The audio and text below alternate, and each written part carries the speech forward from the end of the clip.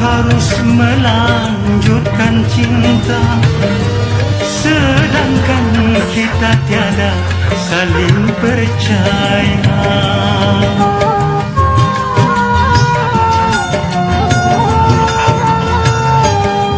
Sudah adakah pengganti bisa yang lebih memuaskan segala-galanya?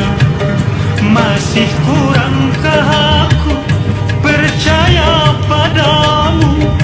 Kukira cintamu tidak untuk